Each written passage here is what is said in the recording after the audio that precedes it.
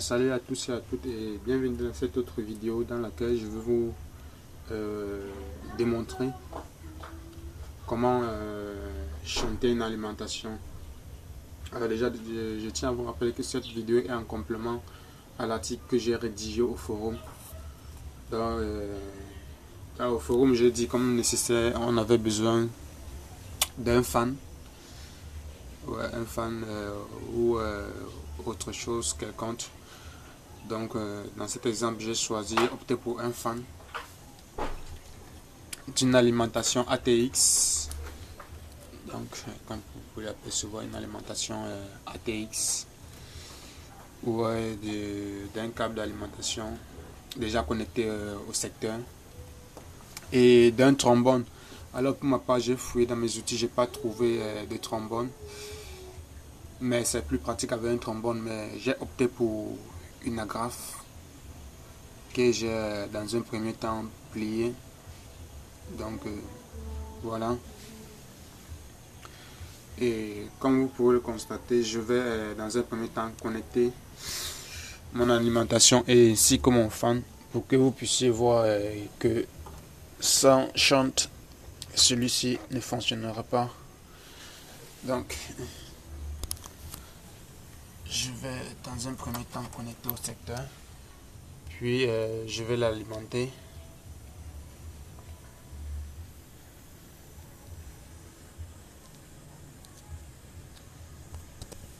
Voilà. Comme vous constatez, le fan ne tourne pas. C'est tout à fait normal parce que,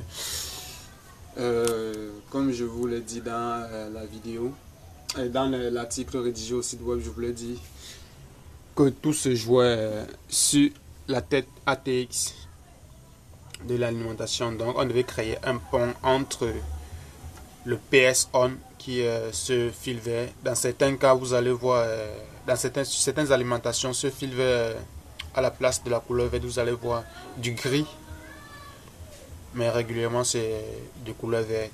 Donc si à la place du vert vous voyez du gris, pas de souci, c'est le bon. Donc on va créer un pont entre le PS on qui est ce fil vert et le COM. Donc tous ces fils noirs là sont de COM, donc la masse. Donc vous faites un choix, de préférence celui qui est près du PS on. Donc voici le pink du PS on, voilà celui du PS com. Du com, je voulais dire. Qu'est-ce que je raconte? Donc on a là le ping du PS on et le ping du com. Donc la masse, on va créer un pont entre ces deux pings, euh, une sorte d'interrupteur quoi, qui va permettre au courant de circuler et alimenter notre fan. Donc je vais premièrement déconnecter d'abord mon alim pour des mesures de précaution, on ne sait jamais. Et puis je vais euh, avec mon agrafe.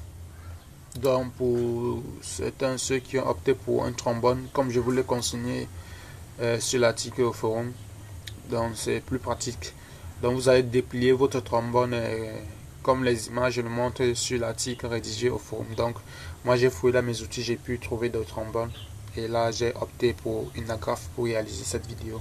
Donc après avoir repéré mes deux connecteurs, c'est-à-dire mes deux fils, le PS on et le com. Donc, je vais bien tenir ma caméra puisque je suis seul sur ce coup et c'est pas pratique. Donc je vais positionner la caméra comme ceci, espérant que vous allez bien voir. Donc comme je le disais, le tout se joue sur le PS on et le com. Donc mon trombone je l'ai déjà posé là. Donc je crée un pont entre le PS on et le com. Donc là.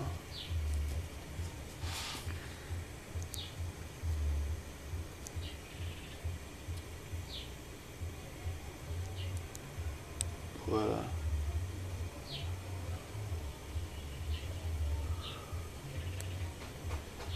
Voilà, c'est fait.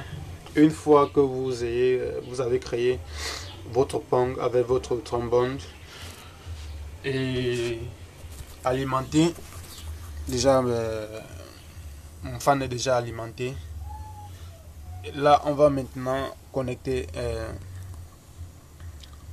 l'alimentation au secteur.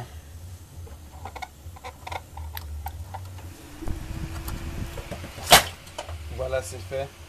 Et comme vous le constatez, le fan est en train de tourner. Donc ça s'arrête là parce que j'ai pas bien positionné là. Voilà, notre fan est en train de tourner. Vous remarquez là.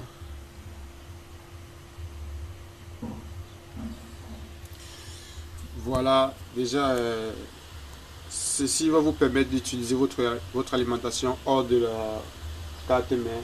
Puisque, a priori, pour que l'alimentation fonctionne, il faut qu'elle soit connectée.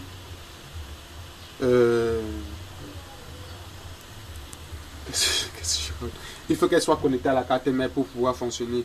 Donc, voilà la méthode qui va vous permettre d'utiliser votre alimentation hors de la carte mère. Pourquoi pas d'effectuer un test?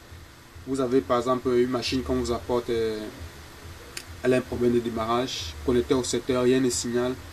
Et avant d'accuser l'alimentation, vous pouvez chanter pour voir si effectivement c'est l'alimentation qui est en panne.